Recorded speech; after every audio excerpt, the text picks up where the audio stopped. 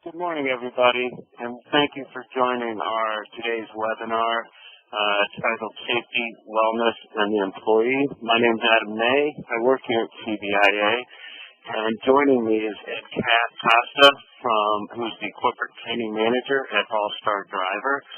Ed became a driving educator in 1986 and International Safety Council Defensive Driving Instructor.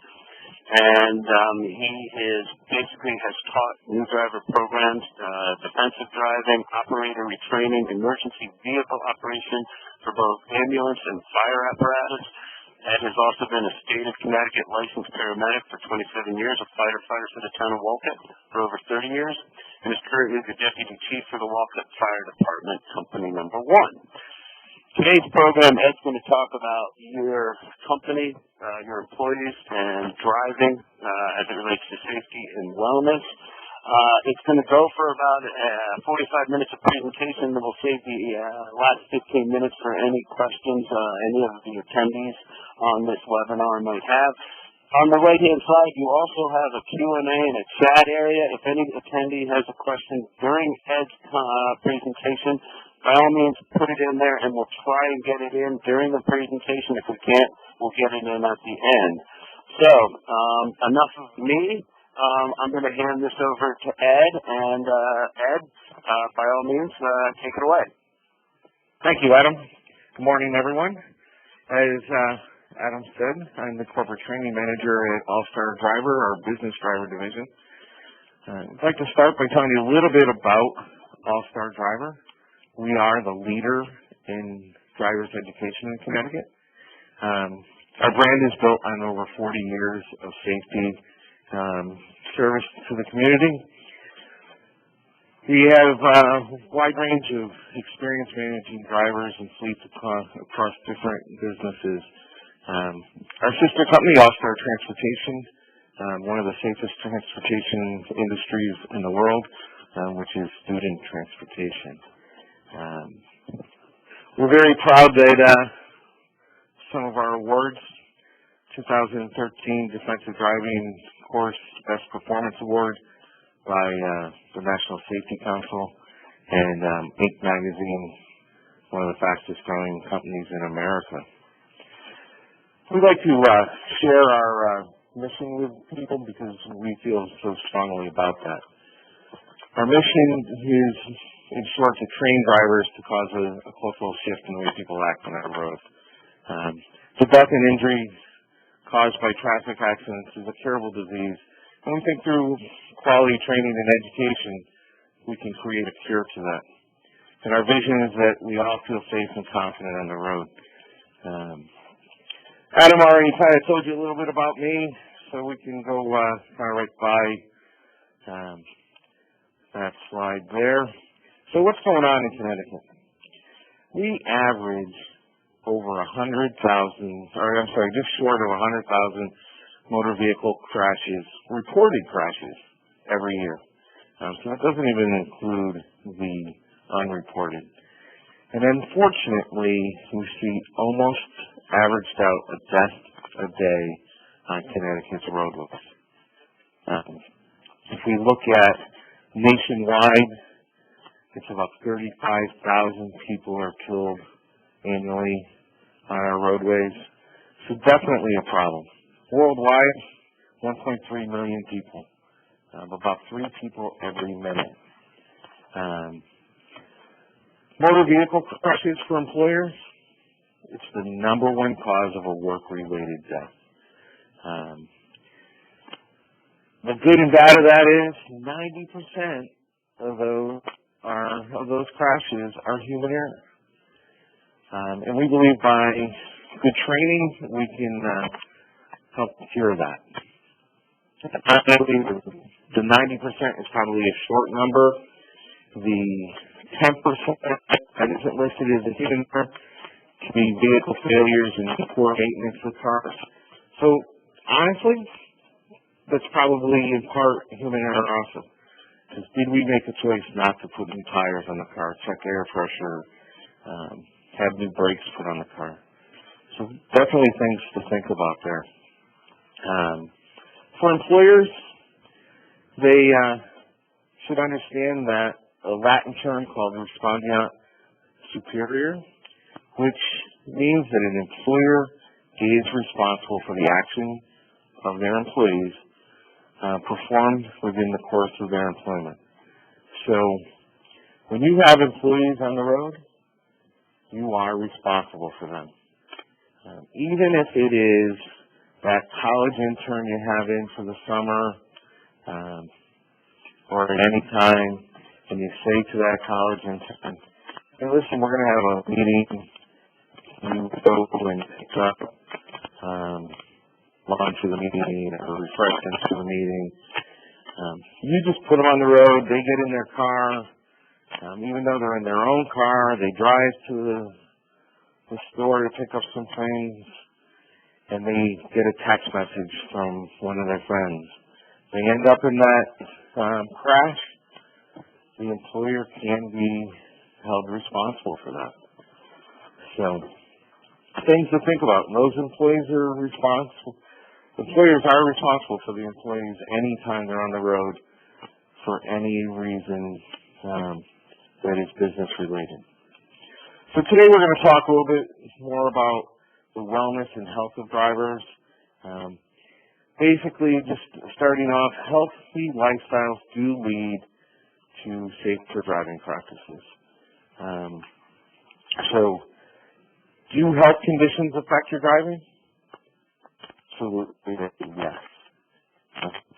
We're going to talk today, our objectives are going to be to identify health conditions which have a direct impact on safety, how these health conditions increase your risk, and some solutions about those.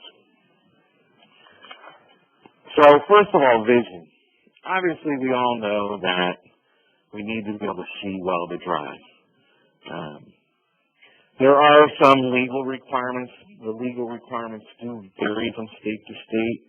Some states have requirements about color blindness, some don't. They all do have something about the acuity and field of vision. There's no federal guideline for non-CDL drivers. There's definitely some federal guidelines for our CDL commercial drivers.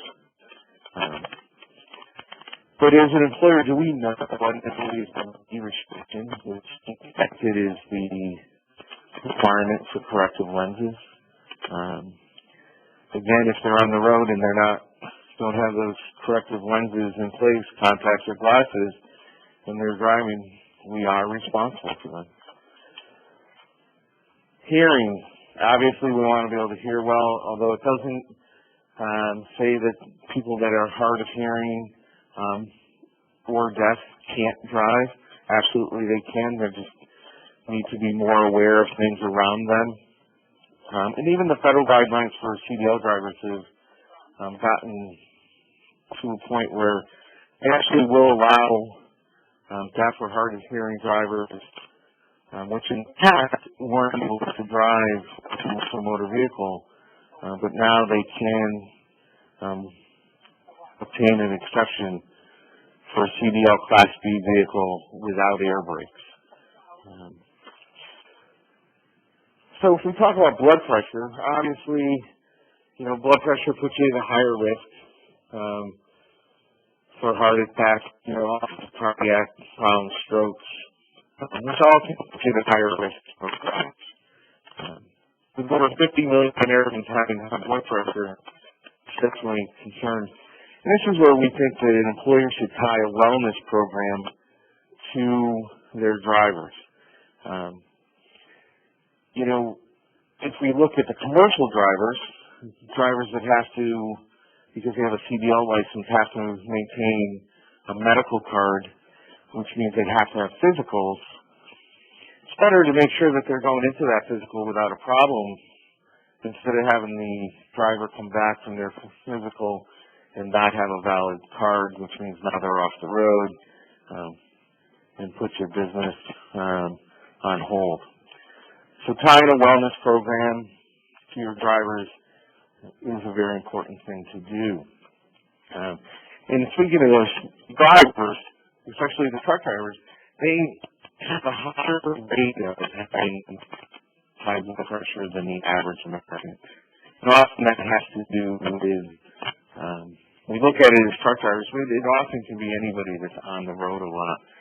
And we'll talk about how they can eat healthier, which can also lead to better blood pressure and better health overall. So, just as I mentioned with high blood pressure, cardiac and respiratory problems definitely put people at an increased risk of losing control if they're not properly taking care of those health conditions. So it's important to have that health program that helps everyone that works for you be healthier so they can be better drivers. Diabetes. With almost 8% of Americans having some form of diabetes, it's definitely an issue. The American Diabetes Association suggests that anybody that drives that has a diabetic history keep snacks in their car, whether it's candy or something along those lines, in case they feel like they're starting to have some of the signs and symptoms of low blood sugar. If they're feeling that way, you need to understand, and most of these people are pretty good about that, getting into a safe spot, pulling off the road, snack to bring their blood sugar back up if that's the case. Bottom line is, all medical conditions can affect people's driving, and employers need to be aware of that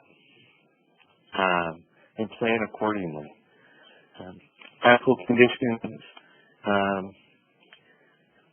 can really affect whether or not you're up behind the wheel, whether it's high blood pressure, heart disease, people with sleep disorders, things like that. Something we all have, in one way or another, stress. There's work stress, there's home stress, and those conflicts can lead to difficulty in restful sleep, and then that leads to the inability to concentrate on the road. With the stress, so choose, just have babies, that high feeling of just having a child, so that's good stress. And then, there's bad stress, boss came down on you on something, or financial difficulties. Any way you look at it, stress affects your health. So, on the road, stress often leads to aggressive driving. And aggressive driving, almost on a regular basis, and often leads to road rage. We've all seen it. You wonder to yourself, what got that guy going? So if you find that the stress is getting to you, avoid that whole road rage situation. Some deep breaths, maybe pull off to a safe place, park for a few minutes, get out of the car, walk around. Exercise is a good way to relieve stress. Good quality sleep. And if it's something that's ongoing, employees should really look at talking to someone about it. Maybe the employee assistance program if you have one. If the other guy is the road rage problem, don't make eye contact with them. Don't engage them. You never know how they're going to respond, so do your best to avoid the road rage. Impaired driving. Defined as driving under the influence of alcohol and or drugs. It isn't just alcohol. It's not just illegal drugs. It can be prescribed medications, over-the-counter medications. Definitely something that every employer should have policies written about. So the stats on impaired driving are scary. 2011, this one really bothers me, to be honest with you.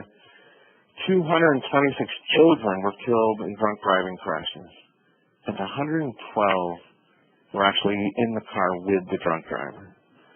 How do we let that happen? So with about 28 fatalities a day that are directly related to someone driving under the influence, we need to get better at this. Alcohol is a depressant, so it slows our reaction times, it impairs judgment and coordination. All really important things to have in place when we're driving. So how many drinks are okay if I'm going to be driving? Absolutely zero. Often people will say, I can have one. The first drink will affect your judgment.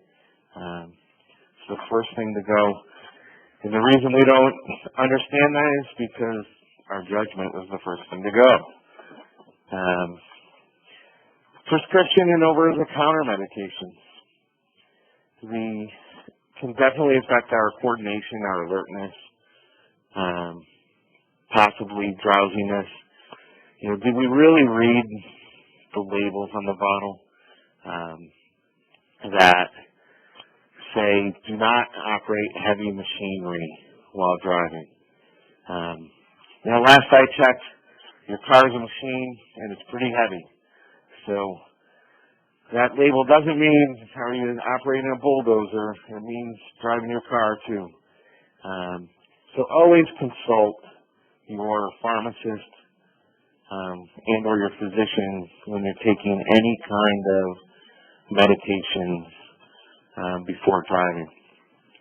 And for employers, they really should have a policy in place that says something along that if you're taking any medication, whether it's prescribed or over the counter, that has warnings, that you should be notifying your supervisor. So together between human resources, occupational health departments, you can decide whether or not that person should be on the road. Fatigue. We see a lot of that in weeks like this. You go home from work and you shovel for a couple hours or snow blow your driveway for however long. Really adds to the fatigue of things. Fatigue meaning the result of physical or mental exertion definitely impairs our performance.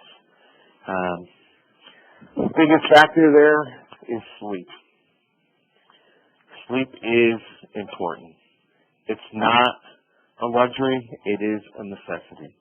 I've had people say to me, you know what, I'll sleep when I'm dead. Well, no, because if you don't sleep, you're going to get dead. So it affects every part of one's life. Your health, how safe you are, your mood. We've all been with somebody and said, what's the matter, you didn't sleep good because you are really grumpy today. Well, are they grumpy on the road? It's going to cause problems. People with sleep disorders can also end up with what's called microsleep. Microsleep is where someone will fall asleep anywhere from 3 to 10 seconds.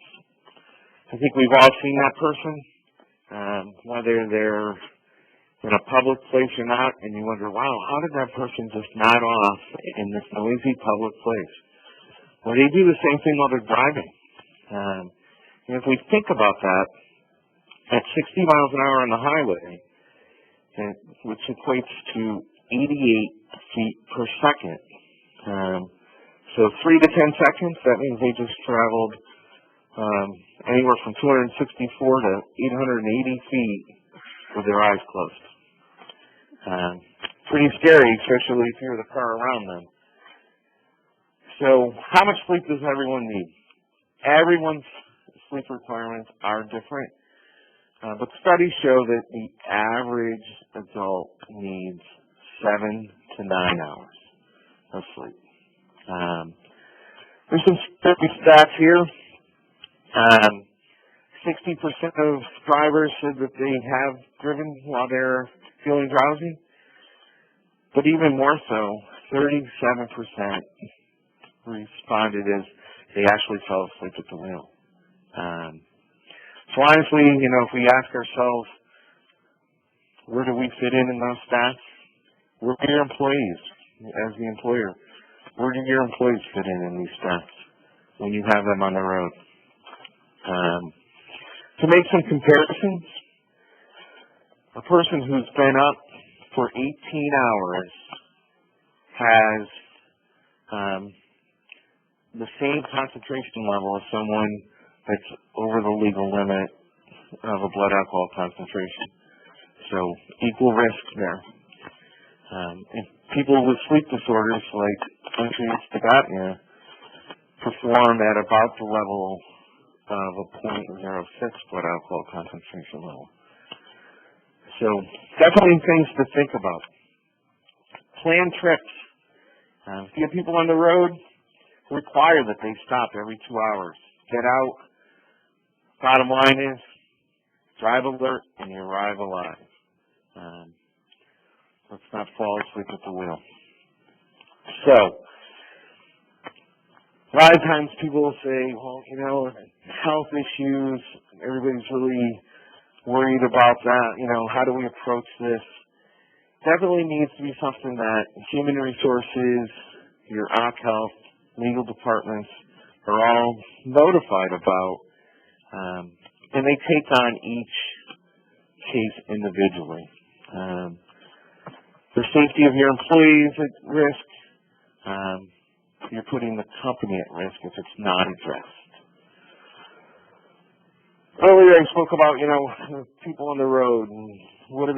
They're on the road all day, they need to stop, and the world has made things what we think is so convenient, the drive-thrus, but obviously we all know that those aren't the most healthy places to eat.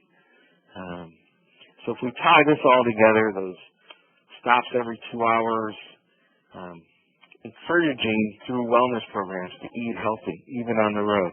But remember, not eating while you're driving. Avoid the fast food restaurants, the donut shops. You're much better off packing healthy food from lunch to take with you, and stop and eat. Don't try to eat while you're driving. For people, companies that have cars and trucks, they, often, they have a really good maintenance program for their vehicles, but do they have a good maintenance program for their drivers?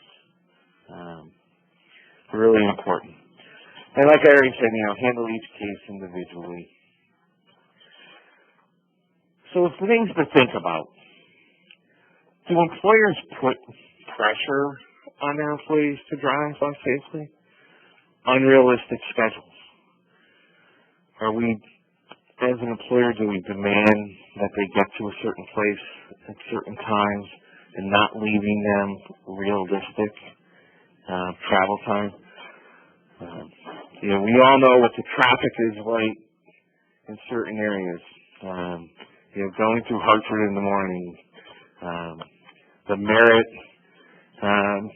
during rush hour, 95. Are we expecting them to drive through these areas but not giving them a realistic schedule, which adds to their stress? Possibly makes them feel like they need to drive faster to try to make up time, which truly we know doesn't work. Is there sales quotas that when drivers are on the road, whether it's a delivery schedule quota, sales quotas that you got to get this stuff delivered, which puts the pressure on if they get stuck in traffic, now they're feeling like they got to drive faster.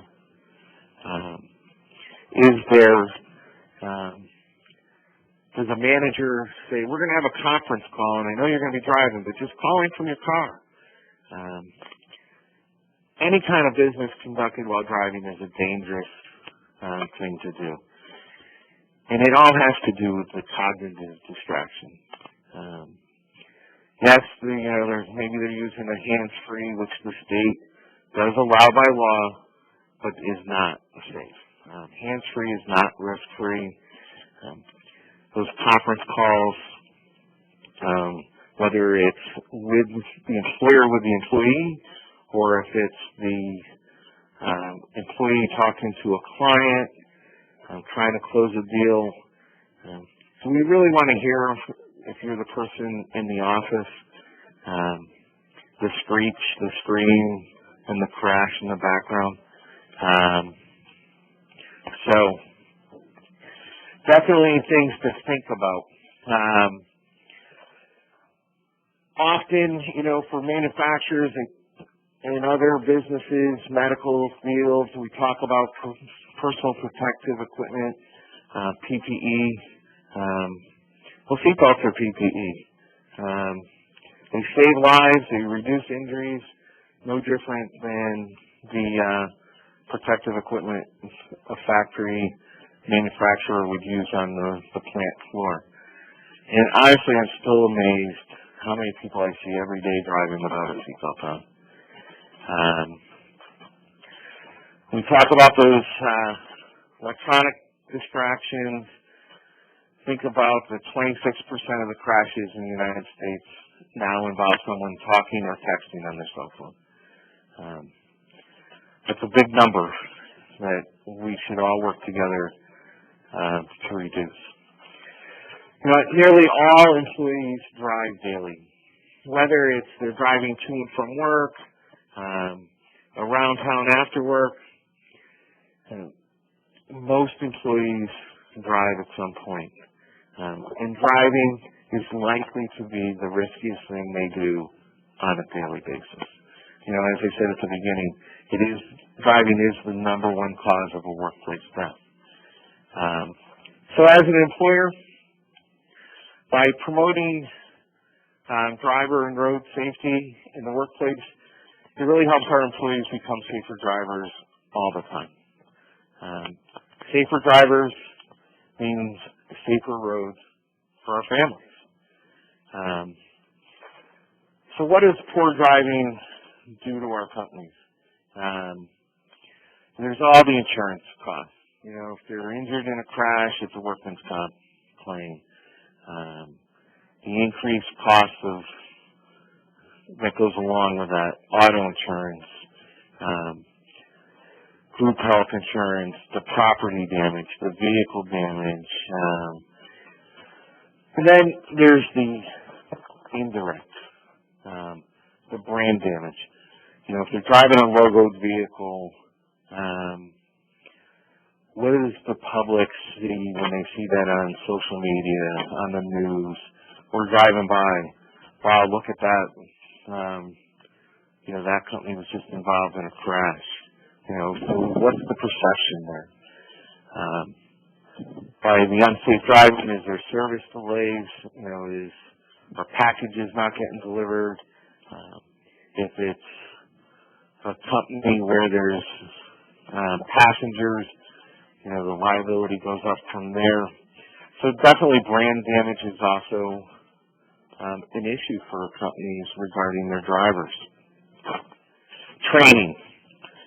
We often think, about training, whether it's sales training or any kind of training within our employment.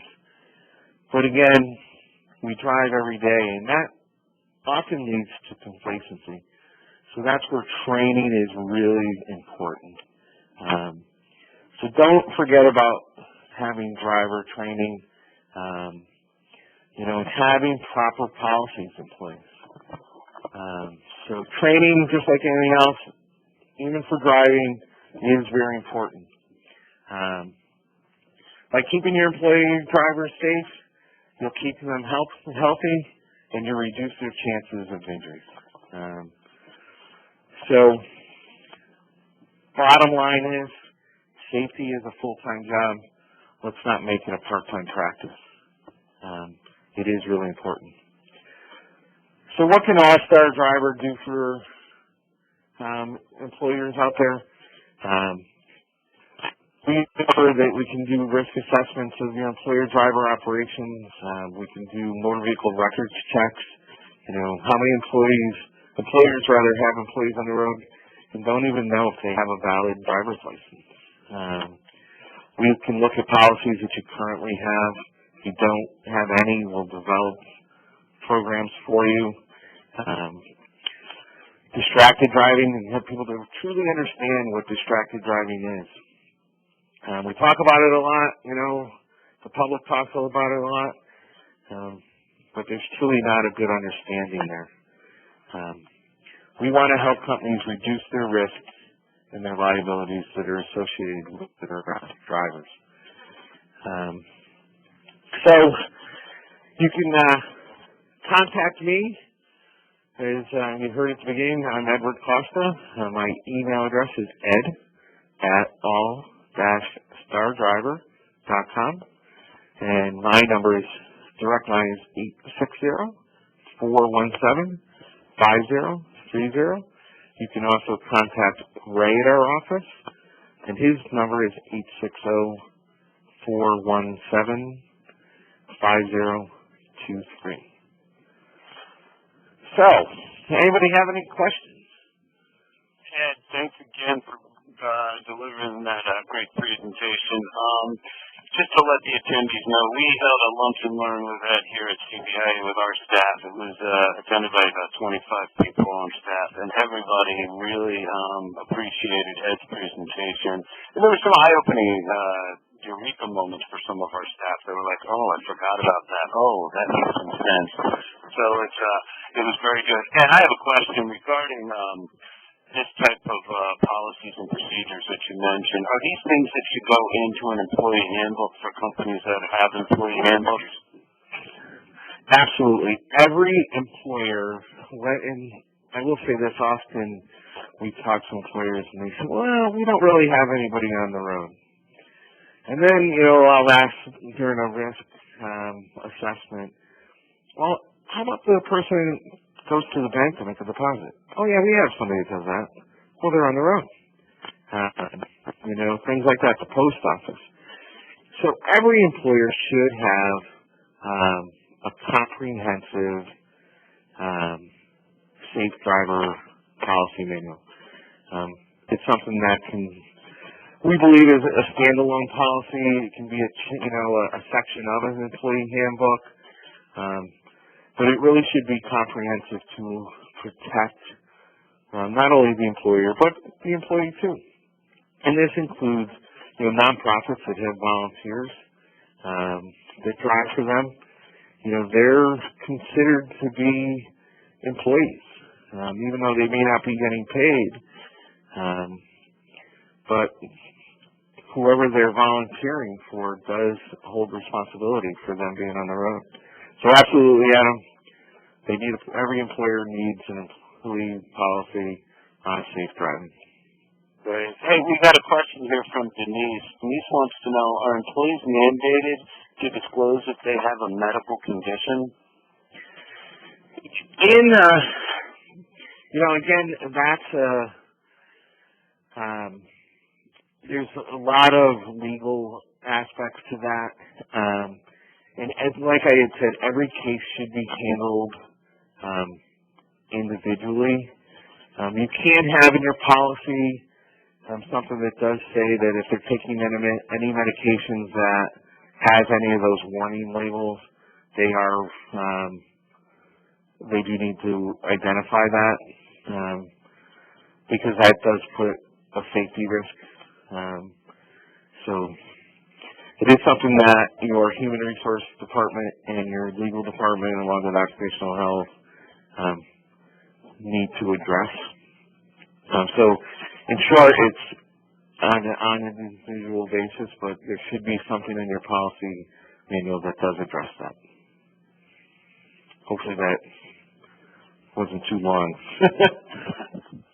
No, that was a good response. And Ed, if you're hands-free driving around, whether it's Bluetooth enabled or it's part of the car that you bought that has, hands-free speaking, mobile device, electronic stuff in the car, is hands-free okay? Can I drive hands-free? Well, don't drive hands-free, but, let's keep your hands on the steering wheel. That's the first thing. But the hands-free phone calls, hands-free text messaging, honestly, none of that is safe. And actually, there's been some good articles out recently that where there were some studies showing that some of the in-car systems really were not very friendly to use. And the thing is, you're cognitively, your brain is not on driving at that point. And our driving requires us to be a safe driver. You need to have your concentration on the road. So no, those hands-free Bluetooth, whether it's a separate item from the car, the earpiece, or it's built into the car, truly are not safe. And people say, well, the law allows that. And honestly, the laws have not kept up with the technology. So, Adam, absolutely, Bluetooth, none of those things make it any safer. And I'll add one little thing about that. People will say, well, what about my passengers in the car? I talk to them while I'm driving. Isn't that? And yes, passengers are a distraction. The difference is that the passenger is another set of eyes on the road. I think most of us have been in the car with someone where the passenger goes, hey, watch out, or look out. The person on the other end of the phone doesn't see that. All they hear is the screeching tire and you saying something about the car that cut you off or something like that. So that's where there's a big difference. So hands-free is not risk-free. Okay. Got one more question, again from Denise. Can the employer be held liable for any employee who has a medical episode while driving? The bottom line is that an employer is always responsible for a driver on the road. And that's where having good policy will protect them. As an employer, they are always liable and responsible for someone on the road. It's whether or not they're negligent by not having done their homework ahead of time, having good policy in place, good training in place. I know you guys have done things with OSHA requirements. OSHA looks at requirements as, is there a policy in place? Is it trained to? And is it followed up on? Are they making sure that it's happening? So to answer Denise's question, yes. Bottom line, the employer is always responsible. It's whether or not they took the steps ahead of time not to be negligent. Hopefully that was good. That's fine. Attendees who have the screen still up in front of you, Ed's email address and phone number are on that last slide. If there's no other questions, I would highly recommend that you take down his number and email